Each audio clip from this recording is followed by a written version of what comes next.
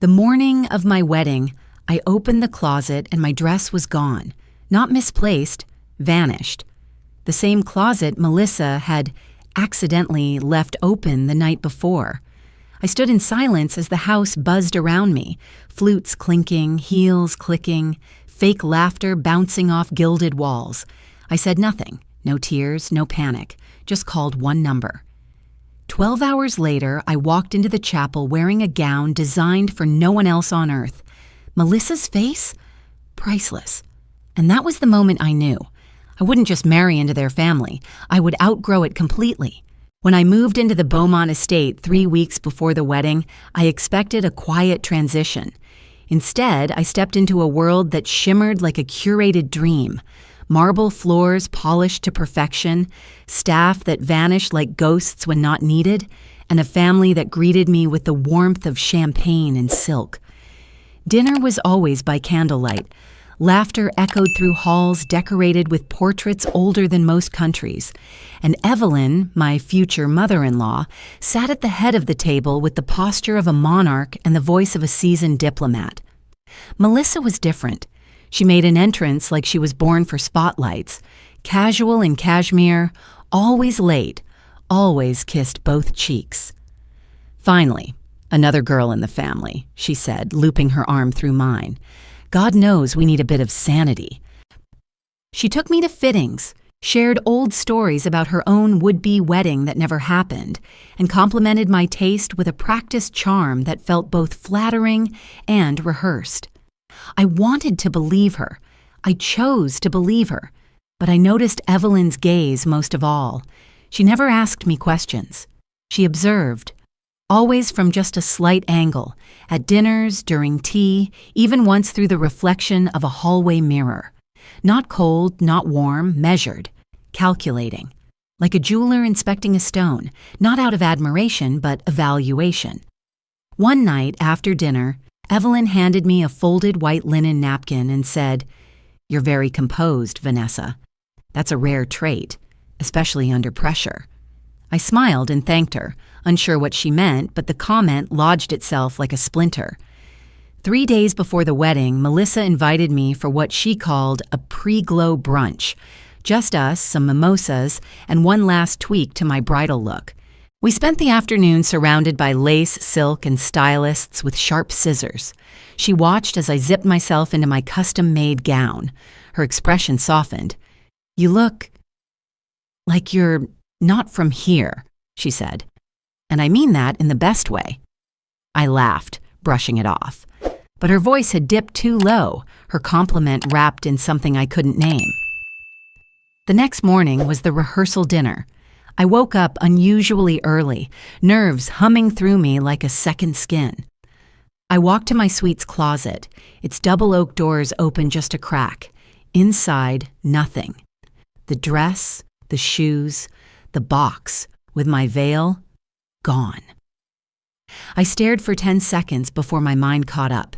Then I opened every drawer, every garment bag, searched the steamer, the vanity, even the laundry chute. Nothing. I called the house manager. He was looking into it. The cameras? Temporarily offline, technical glitch. The stylists? No one had come in. Then Evelyn appeared at my door, dressed in soft gray, hands clasped. "These things happen, but not to worry. We have a backup." She nodded toward the bed where a simple white gown lay in a velvet box. Minimalist, plain, unbranded. Her eyes met mine. "Simplicity is elegance, Vanessa."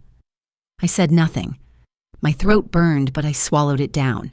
No outrage, no accusations, not even confusion, just quiet acceptance. Around me, the estate hummed with preparations. Staff smiled as if nothing had changed. Melissa breezed past my door and offered a wink. Bridal crisis averted? They had already rehearsed this moment. Every gesture, every line. And I was just another actress stumbling onto the wrong stage. The message was clear. I could either submit to their script or vanish from the narrative entirely. So I smiled. I stepped into the new gown. I attended the rehearsal dinner. I posed for photos with Evelyn and Melissa. I accepted their compliments, their toasts, their carefully worded admiration. But in the back of my mind, something shifted. Not rage, not despair, just precision. They thought they had buried my dress, but all they did was dig a deeper grave for the version of me that sought their approval. I didn't scream. I didn't demand answers. I didn't even cry. I simply closed the closet, locked the door behind me, and vanished. 12 hours. That's how long I gave them. In those hours, phones rang. Messages were sent. Melissa left voicemails full of concern, thinly veiled with curiosity. Evelyn didn't call at all. Instead, she had one of the staff knock on my door every 2 hours with a pretense. Tea, flowers, an offer to chat. I wasn't there. I checked into a penthouse suite under a different name. I made one phone call. The designer owed me a favor. I cashed it in without explanation. A private courier delivered the gown at 2:34 a.m. I didn't sleep. I didn't need to. I'd been preparing for this moment since the day Evelyn first folded that napkin and told me I was composed. The next morning, the church buzzed with confusion. The groom paced. Melissa arrived in a champagne dress that drew attention, as always. Guests murmured, glancing at the empty aisle. Evelyn stood at the altar steps like a statue carved from command, and then I walked in. The doors opened as the music shifted. No announcement, no dramatic gasp. Just silence. The kind of silence that swells before thunder. My gown shimmered in gold-threaded ivory. Schiaparelli, one of one. The bodice hugged like it had been grown, not sewn. The train glided like fog. No veil, no bouquet. Just me, walking slowly, steadily, eyes locked on no one and everyone all at once. Melissa's phone slipped from her hand and clattered on the pew floor. Evelyn's expression didn't change, except for a single blink, slow and deliberate. Her version of surprise, perhaps, or defeat. No one clapped. No one dared to. I didn't smile. I didn't look at the groom. I simply stood, let the silence settle around me, and said, "Shall we?" The ceremony proceeded. Vows were exchanged. Rings slipped onto fingers, but the center of gravity had shifted. No longer was this a wedding orchestrated by the Beaumont name. It was mine. Theirs was just the venue. Afterward, the photos were elegant, distant, surreal. The reception was quieter than expected. Melissa drank too much wine. Evelyn excused herself early. No one asked why I looked radiant while the rest of them looked unfinished. By evening, the images hit social media. A single photograph led the wave. Me descending the chapel steps alone, the dress catching sunlight like liquid starlight. No caption, no filter, just presence. It took 40 minutes for the image to go viral. Women reposted it with captions like "Grace under fire" and proof silence can scream. Within hours, fashion editors were dissecting the gown, wedding bloggers were speculating, and a major fashion house DM'd me a contract proposal. The headline that stuck, "The bride who silenced her in-laws without a word." I didn't respond. I let the storm swirl on its own. A week later, Evelyn invited me to tea. The conservatory was already set when I arrived. Fine china, finger sandwiches, not a flower out of place. She wore navy. I wore ivory. She poured the tea herself, hands steady. "I admire your restraint," she said. I sipped. "It's not restraint, it's precision." Evelyn tilted her head. "You surprised me. That doesn't happen often." I wasn't trying to. I met her gaze directly, but I also wasn't trying not to. She tapped her spoon once against the edge of the cup. "Vanessa, we are family now. It would be a shame to remain at odds." "I'm not at odds with anyone," I said. "I just don't mistake silence for submission." The air held between us like crystal, delicate, waiting to shatter. Evelyn leaned back, a hint of smile on her lips. "Perhaps you are stronger than I thought." "Perhaps I always was," I said, setting down my cup. "And you were just hoping I wasn't." She didn't deny it. That night, I accepted the brand deal. It wasn't about the money. It wasn't even about revenge. It was about reclaiming narrative. Something Evelyn had mastered and Melissa had fumbled. I wasn't playing their game anymore. I was writing a new one where my silence wasn't a pause. It was punctuation, the kind that ends chapters and begins revolutions. The truth came to me not through confrontation, but by omission. A dinner guest, an older woman with silver hair and a Cartier brooch, made an offhand comment.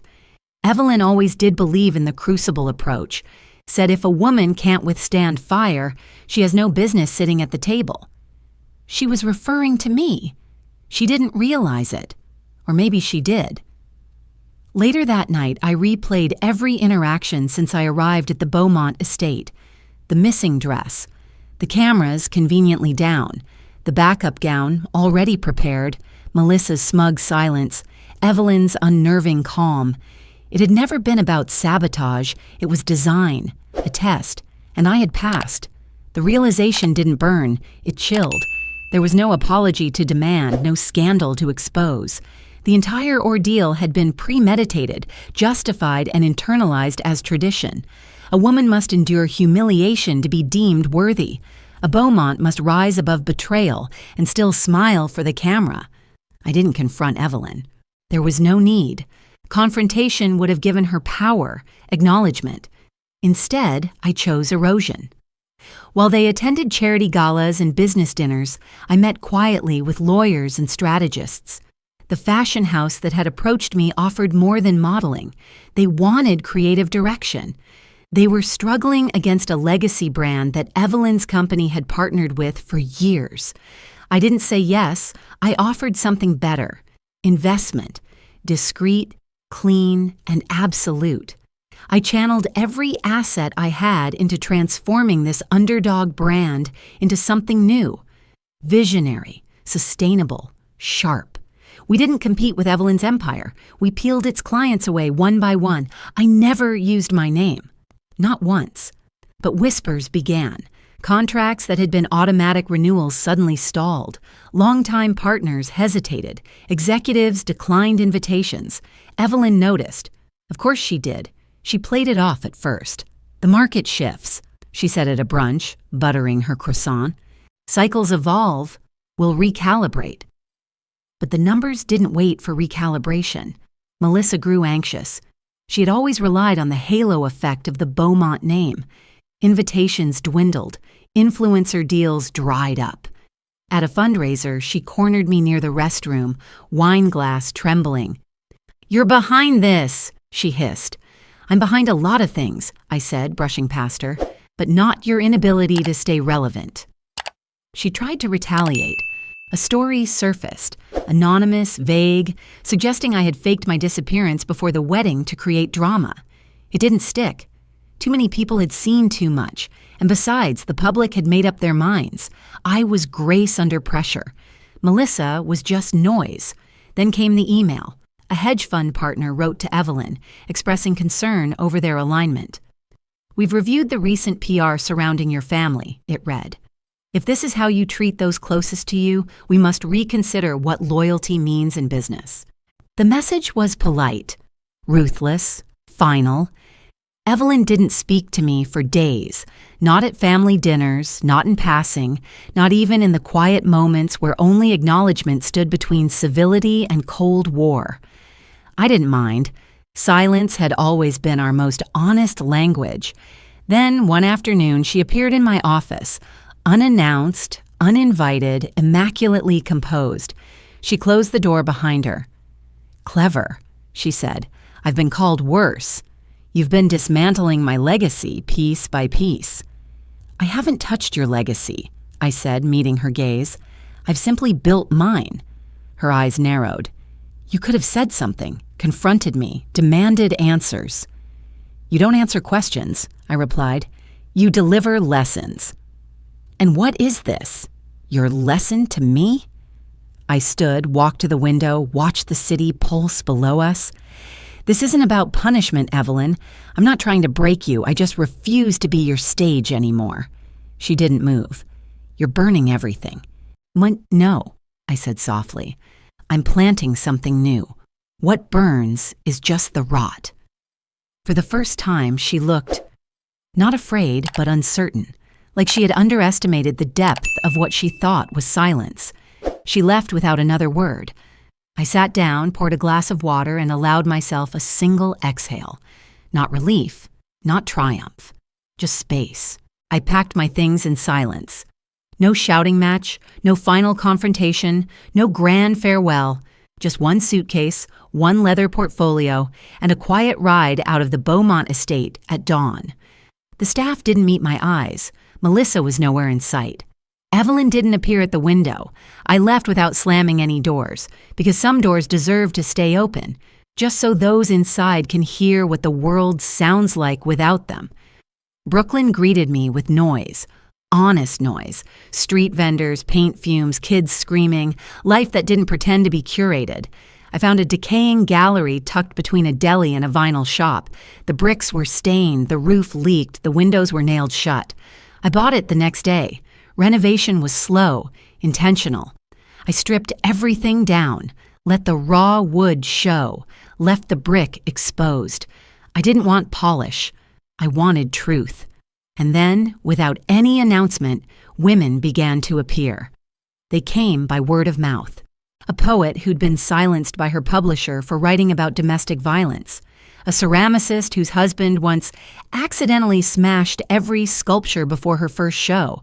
A teen designer who was pulled from fashion school because that's not what real women do. They didn't ask for permission. They just worked. And I gave them the space. The gallery became a sanctuary. No slogans, no hashtags, just art and women and silence that wasn't empty. It was full of reclamation. Brands began reaching out, not to sponsor, to follow, to learn, to align.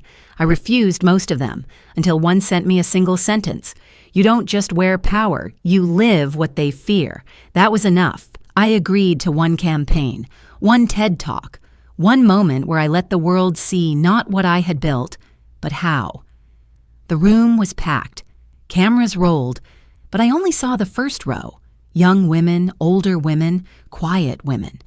Some had their arms crossed. Some had their hands shaking. All of them had been waiting to hear something they hadn't found anywhere else. I took a breath and said, I didn't take revenge. I just took back the pen. That was it. The line. The pulse. It broke open online. Clips flooded social media. Edits, commentary, analysis. Not about fashion, not even about family, about agency, ownership, quiet resistance. One tweet read, "She didn't burn the palace, she rewrote the architecture." I didn't engage. I didn't need to. Weeks passed. Then came the call. Evelyn had collapsed during a board meeting, a cardiac episode, brought on by stress, they said.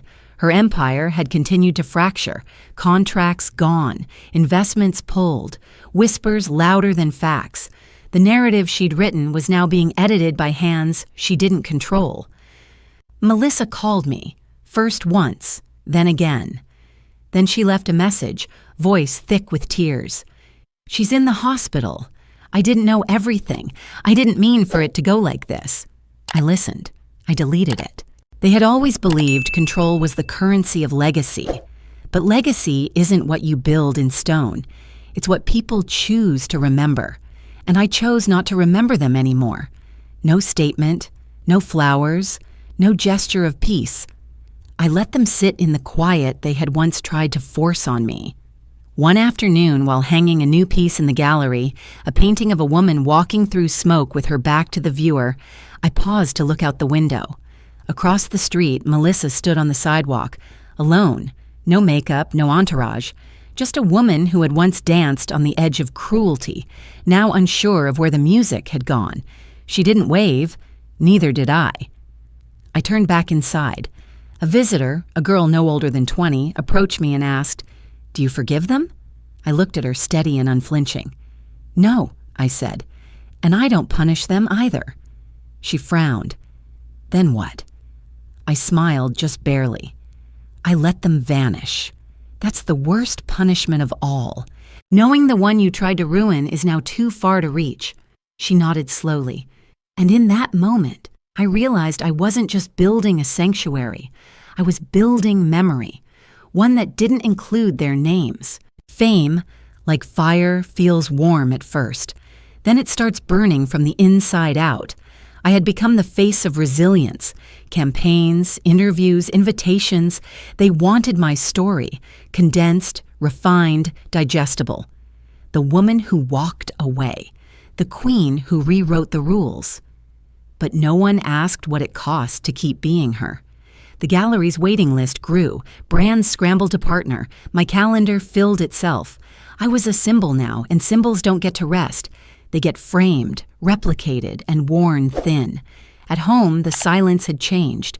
Caleb, my husband, had once admired my calm, said he fell in love with how I carried storms without letting them spill.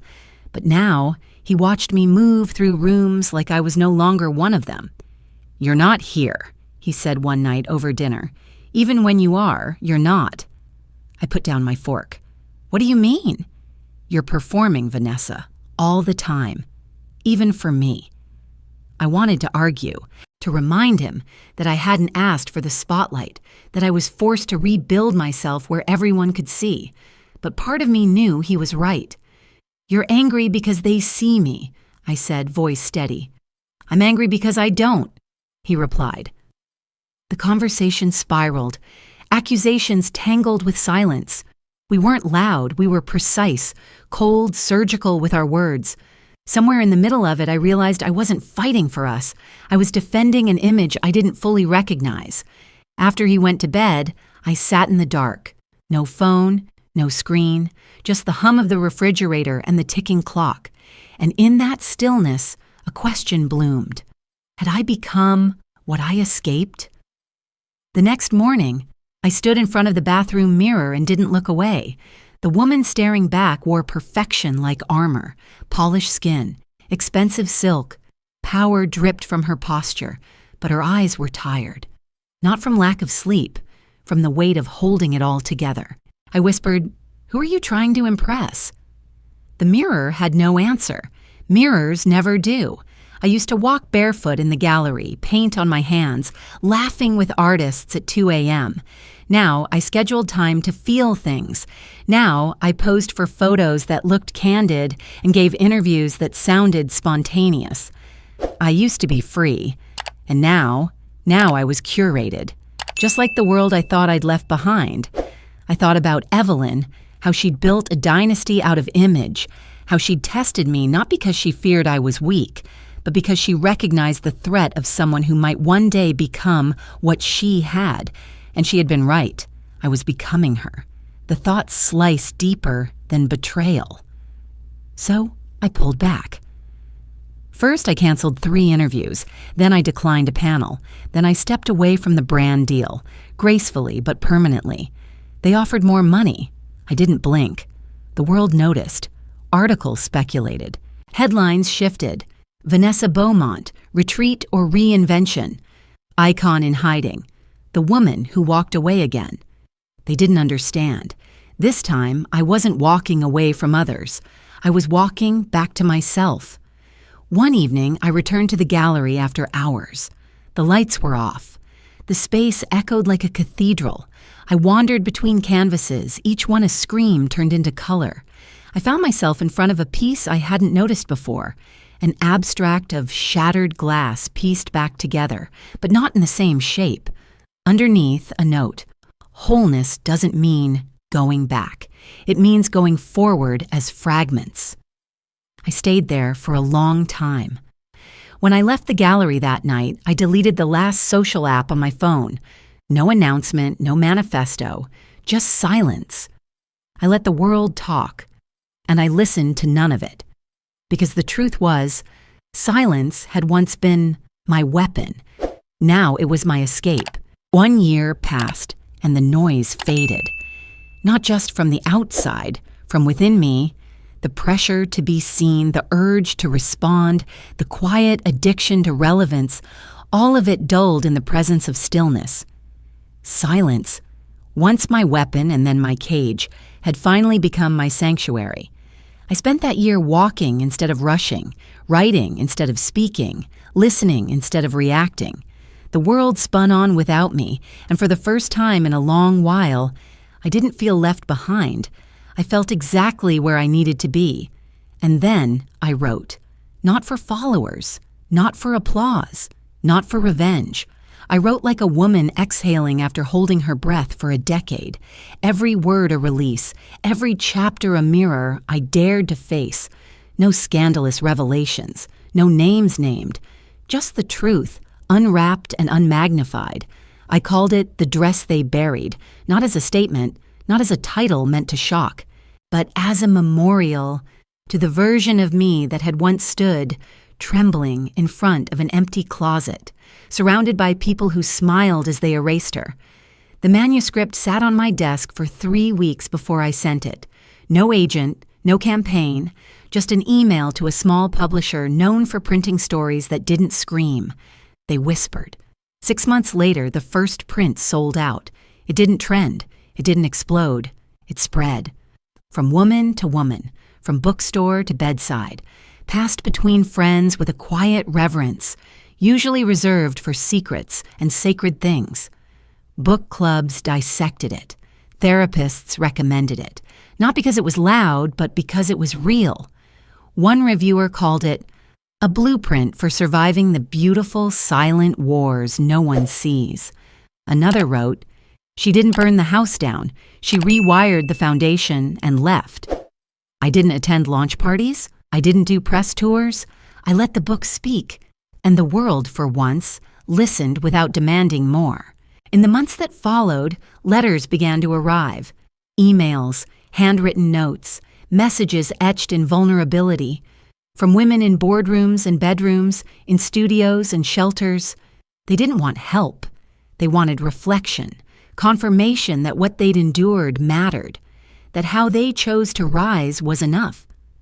So I started a program, not an institution, not a movement, just a room with chairs and stories and the space to breathe, a mentoring space for women who'd survived families that taught them silence as punishment, not protection. We met twice a month, no agenda, just stories. Some cried, some shouted, some didn't speak at all for weeks. But eventually they did. And when they did, I didn't offer advice. I offered witness. One evening, after a particularly raw session, I walked alone into the main hall of the community center. Rows of chairs were still warm from the women who had just sat there, shedding armor. At the back, barely lit by the flickering exit sign, sat a figure I hadn't seen in nearly 2 years. Evelyn. She looked smaller, not frail but reduced, her spine still straight, her clothes still immaculate. But the sharpness in her gaze had softened, dulled by something I couldn't name. She said nothing. Neither did I. We held the moment between us like a thread that once bound and now barely tethered. She didn't move, didn't wave, didn't smile. I walked past her. The next morning, I mailed a package. No return address, just a note tucked inside a signed copy of my book. Thank you for teaching me silence. It made me louder than I ever imagined. There was no need for her to respond, and she didn't. Weeks later, I hosted an event. Not a conference, not a seminar, just a gathering. The room was full of stories, laughter, scars, women who had rewritten their endings without burning their beginnings. I stood on stage and looked out, not at cameras, not at critics, but at faces that carried echoes of everything I had once felt. No spotlight, no speech. I opened the book, read one paragraph, and closed it again. No one clapped. Instead, there was a silence so full it pressed against the walls. A silence of understanding, of presence, of reverence. And then, slowly, heads nodded, eyes met, hands clasped. No applause, just stillness. Because in that stillness, we were loud enough,